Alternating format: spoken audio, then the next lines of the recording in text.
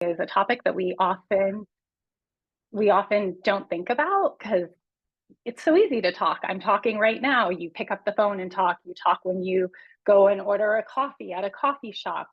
But what we also know is that sometimes conversing can be complicated and cancer is complicated. So, what happens when those two things come together? It can feel really murky. So, the goal of today's presentation is really just to leave you thinking about ways to enhance the communication with your identified support squad, whether you're in active treatment, you're post active treatment, and how you can really make sure you're being heard and seen throughout all of this and how your narrative is being told. And if you do have questions throughout or comments, please feel free to put them in the chat, as Abby said, and Ora and I will address them at the end of today's presentation. And if time allows and everyone's feeling up for it, we maybe could even do some role playing to support this idea of really owning your own communication style and being able to engage in these kind of conversations. This is a quote that I came across a while ago and thought was very relevant to today. If you just communicate, you can get by, but if you communicate skillfully, you can work miracles. And so I hope that that resonates with all of you by the end of today's presentation. The presentation is going to be broken up into a few parts. The first part is really just honing in on what we know about effective communication and the role it plays with cancer. The second part is who are you communicating to? So really hopeful that you'll take away and be able to personalize that to the people in your life that you're having conversations with. And then the last part is some actual tangible tools to help.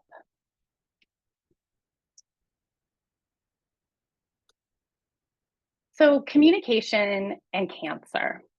What we know is that effective communication is key in reducing stress and anxiety for cancer patients. When I think about that on a typical day, we can struggle to express our needs in a conversation, whether it's due to time and not having enough time to really say, actually, that's not what I want to do today, or feeling that you're still coming to grasp with how you feel about a certain situation. So struggling to express feelings when we're communicating. And we often sometimes forget how important having open communication is, and how that could actually impact us in a negative or in a positive way. Cancer is complex and challenging journey, and clear communication plays a crucial role in how you navigate that successfully. A cancer journey is not a fixed state, therefore your communication needs to be fluid and flexible. And what I mean by that, and we'll go into this later on in the presentation, is that you may identify who you want to be involved in the everyday ins and outs of your cancer journey. And then there could be treatment changes or something changes in that relationship. And you don't have to be stuck. You need to give yourself permission that you can change how you're communicating. Maybe at first you told your nurse practitioner that you're fine receiving email information with your lab results, but then you start to realize, actually, that creates a little more anxiety for me to know that I have to wait to see an email come through. You can be flexible and change how you want to receive and give communication. Effective communication among patients and caregivers and the healthcare providers is essential for navigating all the little complexities of cancer care that make up cancer care.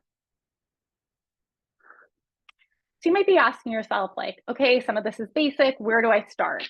And I think a great foundation for this is really understanding what it means. Ooh, my screen is jumping around, I apologize.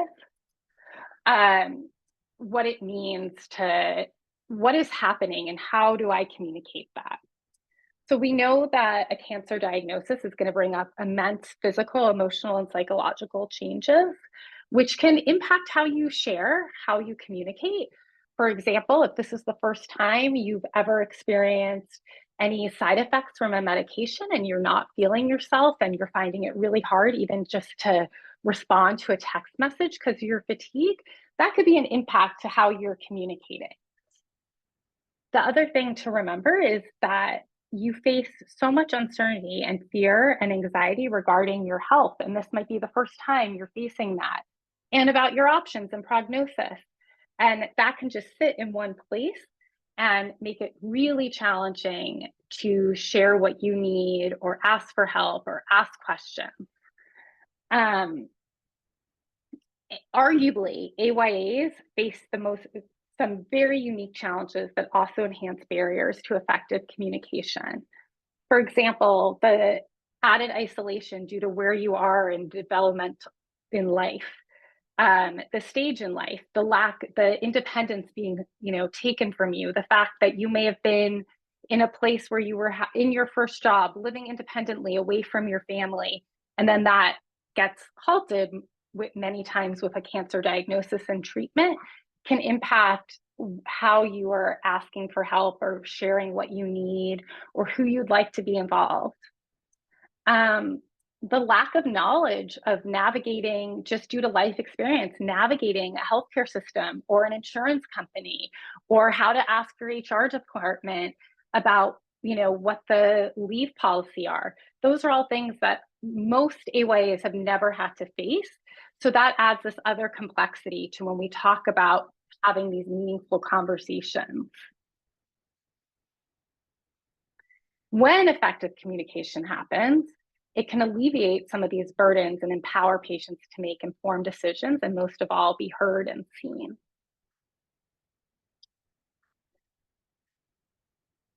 So barriers to communication, what are some of them? And I think this is very important to always have in the back of your mind when you're coming to a place where you want to start talking about your treatment or who you're planning to involve, or even how we speak to our medical team.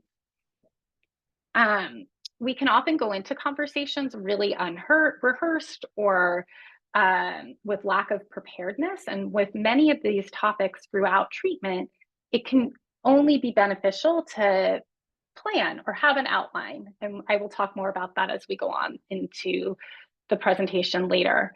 But often, and we do this in the most basic form, we overcomplicate a term or a concept that we're trying to share.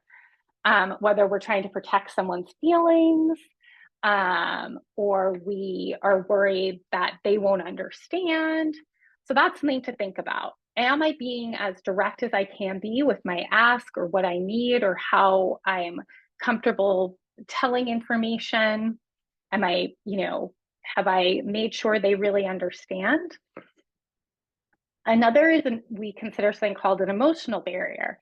There are a whole list of topics that society has made taboo, and that can create difficulty and anxiety on how we share those information. And so when I think about specifically to the AYA population and treatment and what might be going on, some of those topics could be, maybe you have identified that your parent is now your primary caregiver, and you have questions that you want to ask the medical team about your personal life and how treatment might be impacting that you have not shared with your parents. And so how do you explain to mom or dad, I want to go to treatment alone, or I have some questions for the doctor alone, or even about decisions regarding what treatment to do, knowing that there might be, or, if there's a change in treatment, how you handle that and make sure that no topic is off limits. And even the topics that might be more sensitive, you feel comfortable navigating how you share that. Physical barriers, something we never thought about until the last few years, is how is the message received through verbal communication versus text? And that often comes up, I think of in this population when, your primary form of communication has been to text with your peer group and your friends. And what happens when you're not feeling good, you're in back-to-back doctor's appointments, maybe you start to not respond to those texts, or it starts to feel really tiresome to have to be like, okay, maid counts this week, feeling really nauseous and tired. So thinking about other ways that might not be a barrier to keeping those people close in communication. Lastly, when we think about barriers, often we go into conversation with our own set of expectations. We're all guilty of doing this, and with a set of how things are going to be heard or received. So already thinking, I'll use my prior example about asking mom or dad to not come to this appointment because you want to ask the doctor if you can still have a glass of wine when you're socializing, and don't want to have to answer any unwarranted questions from your parents or so forth. And so sometimes we may already have our own set of expectations in the sense that the doctor's going to say no, so I'm not going to ask. So thinking about that as well, about how sometimes we have these barriers without even realizing that impact our ways of being effective in communicating. So how do you build that strong support network and use your own voice? It's a known fact that you might have to start to rely on your support network, including families, friends, and healthcare professionals, for that emotional and practical support. And by having clear and open communication within these networks, only fosters understanding, empathy, collaboration, and providing comprehensive care. Something to really keep in mind is, though, these dyads or these relationships might change. So if you went from, your partner or your spouse now becomes your caregiver, how do you also navigate being like, okay, in the beginning of treatment, you really took on all of the load around the house or making sure my prescriptions were filled. I'm starting to feel better, and my role used to be to walk the dog after work. I want to try to start doing that. And then you recognize, oh, your partner is being a little protective and doesn't want you to walk the dog alone. So how do you, really share that you understand where they're coming from, that they care about you, but this is also something very important to you. So I use that example just sort of to plant a seed as we continue to talk about how do we have these thoughtful and meaningful and intentional conversations where we're being respected, showing respect to the people that we're communicating with, and ultimately being heard and seen.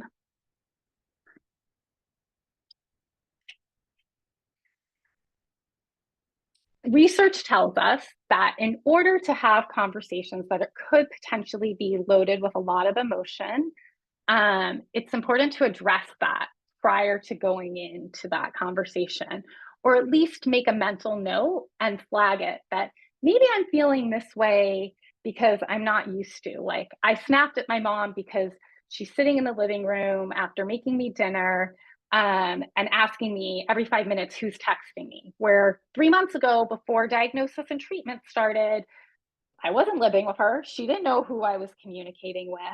So being more sensitive and aware. So it's important to give yourself permission and remind yourself that you may feel stressed when coping with this diagnosis, which can impact your ability to communicate. So am I struggling to say what I need because I'm having these other emotional differences happening? Are you keeping them hidden? When you have regular updates and clear channels of communication, you're ensuring, my mouse is so sensitive, I apologize. Ensure you're informed about your care and process and allow you to start advocating to others what you need. And having that open communication about emotions, fears, and coping strategies within the support network only fosters resilience and enhances psychosocial support for both the patient and this identified caregiver support squad.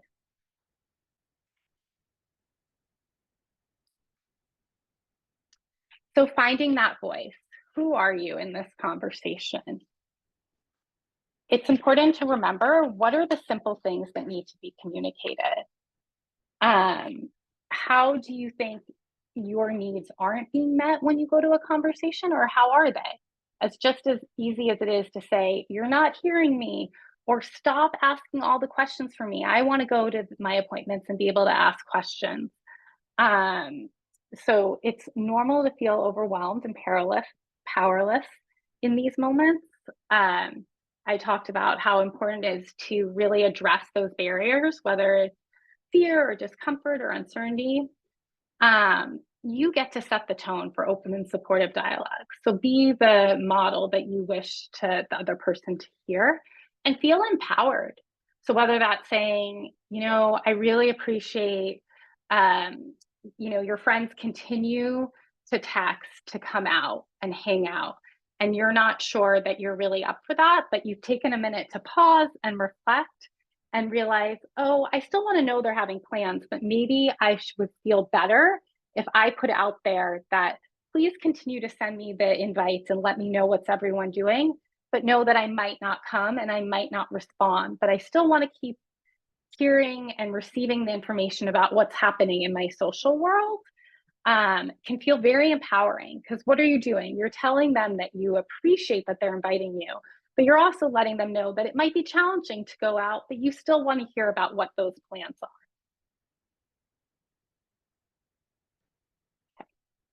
So who are you having these conversations with is something really important to think about. And also, as we're talking about this, think about how in other times in your life, you may have communicated with these people to have meaningful conversations. So I just wanted to touch a bit about the importance of facilitating and having a voice in with your medical team. And some things to ask yourself is, does the medical team know my preferred style of communication? So do they know that I want to hear my entire treatment plan, even if that's 3 years worth of treatment? Or are you someone who would rather just get little updates as the weeks go on?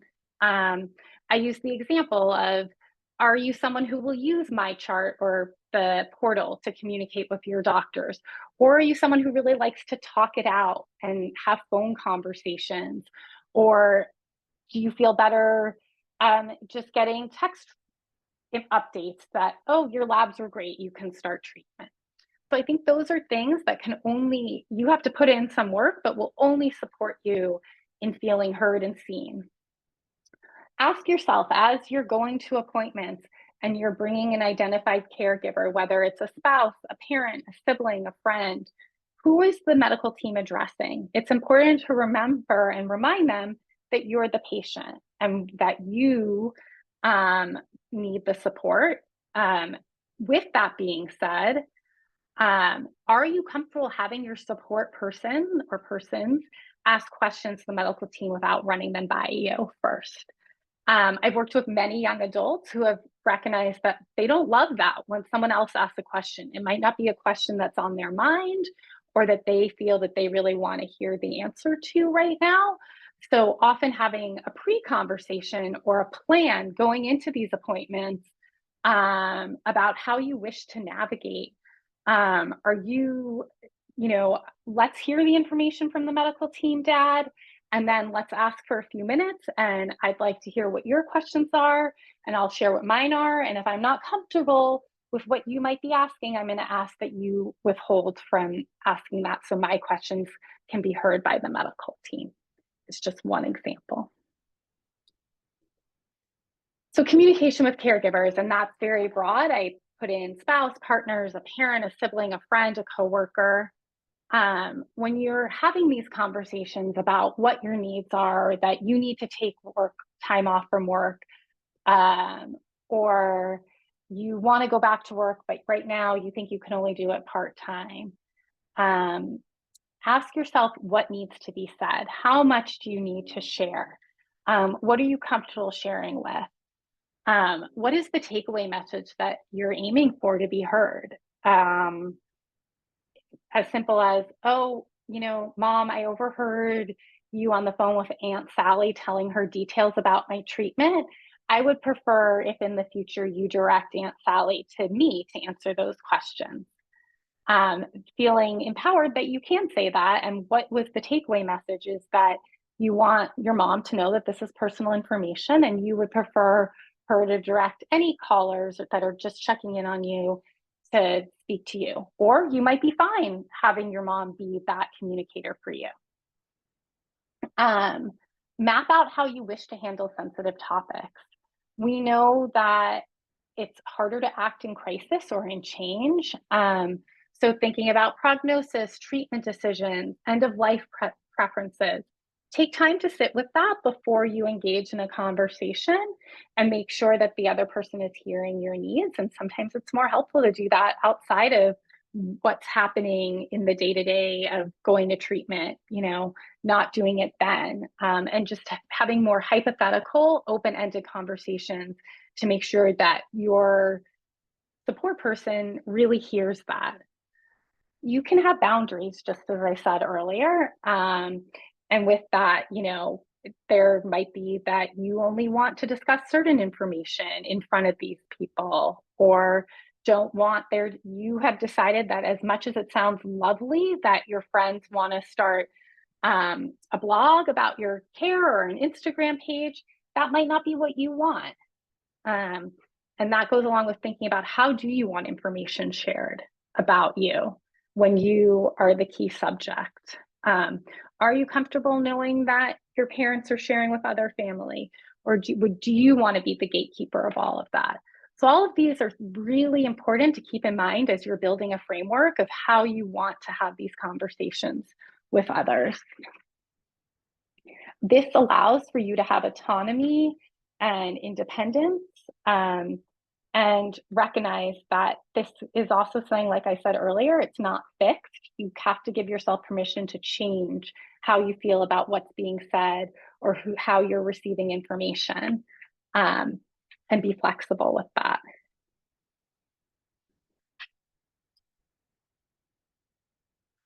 So what does this look like? How do you do this? You now know that it's really important to consider some of the emotional and psychosocial changes that are taking place. It's important to think about how in the past you may have conversed with some of these people in your life, whether it's been about other meaningful and important life decisions, or this being the first time. I truly believe in rehearsing or role playing, especially when it could just be as simple as, I moved, in with friends because I needed some extra care in the beginning, and they've been wonderful, but this isn't working and I need to let them know. So how are you going to let them know? And just expressing your needs and thinking about what is important for them to hear. What are the takeaways? And allowing yourself to be able to never have to overly explain or overshare or defend what you need. Often it can be really helpful to create a script. So like I shared that example about preparing before going to appointments, and having your identified caregiver, support person, or persons be present. What does that look like for you? Are you, like I used the example earlier, are you comfortable having them speak for you? Or is that something that you did in the beginning, but now as you're getting more comfortable, you don't feel like you need someone, speaking for you? Are you allowing the medical team to call and leave messages for that person? That might be something helpful, or maybe you need to have some boundaries around that. As I said, creating those comfortable boundaries around communication. I always say to remember, challenge by choice. So if someone asks you a question, or you are having a conversation about the fact that you want to return to work and your support squad feels that's too soon, like you need more time, and start asking you a lot of questions about that. And if it starts to feel overwhelming, you get to say pause, and be able to say, this is how I'm feeling right now. I think it's important that we talk about this and what I need for myself, to reduce any feelings that might be associated with this, and be able to always come back to a conversation. You also get to give yourself permission to change your mind, which is so important. Such as in the beginning, maybe you wanted to have other people share about what your experience was in your diagnosis. And as you became more familiar with this new routine of being in treatment and comfortable, giving yourself permission to change your mind and say, now I want to handle those calls, or I'm comfortable telling people in our social community what's happening. And you are going to change for treatment. You're going to continue to grow and flourish and get older. And your communication needs might change. As treatment changes, your needs might change. And so be able to also recognize that this isn't a fixed state. it's something that you can continue to work on as there's different junctures in treatment. And thinking about post-treatment, maybe you start to feel more comfortable going to your appointments alone, or recognize, actually, it'd be more comfortable if I shared with my support network that when I have scans or checkups with my oncologist, it'd be really important that I have people in my life to distract me or take me and make that appointment something more than just having those scans. So some strategies that can be implemented to really ease into this is active listening techniques. So when I say active listening techniques, sometimes it's modeling to someone else how you'd like to be heard, or showing the other person, I hear that you're really concerned that I'm still going out with my friends and I'm not worrying about being immunocompromised. But I hear that, and this is what I can do to show you that I am taking all of this really seriously. Being able to be as clear about your needs and concerns.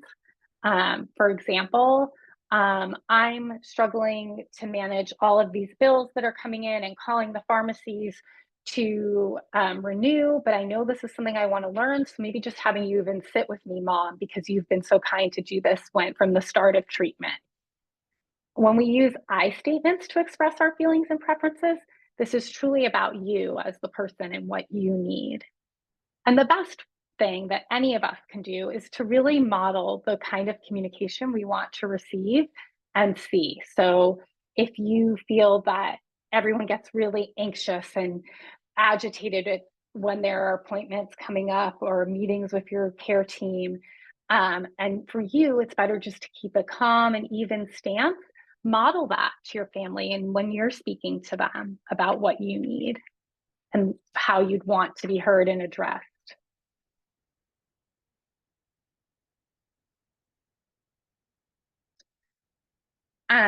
Effective communication empowers patients to become active participants in their care journey.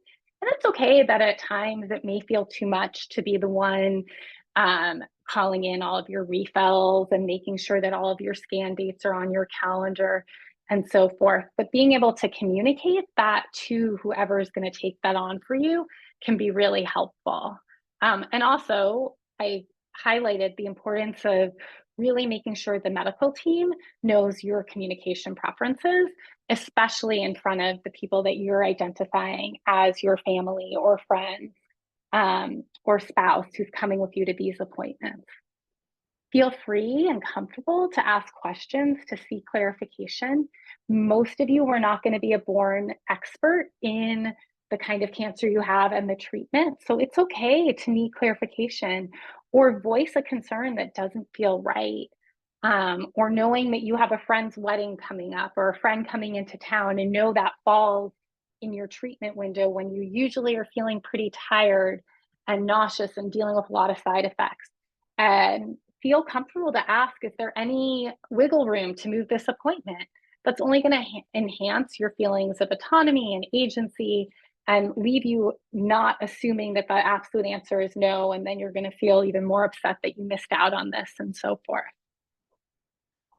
Loading yourself up with as many tools, whether it's writing a script or giving your partner a gentle reminder on the way to an appointment. I'm going to ask the questions, and then we can talk in private if you have any other questions before we address the medical team.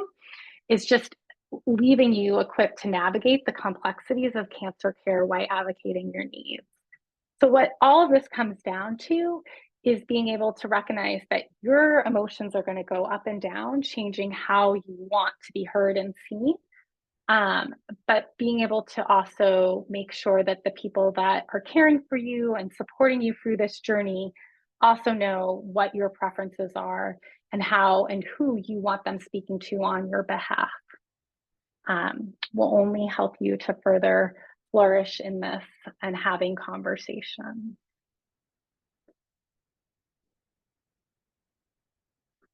So now I'm going to open it up for questions, and if anyone would want to participate in some role playing, we can do that as well. Great. Thank you.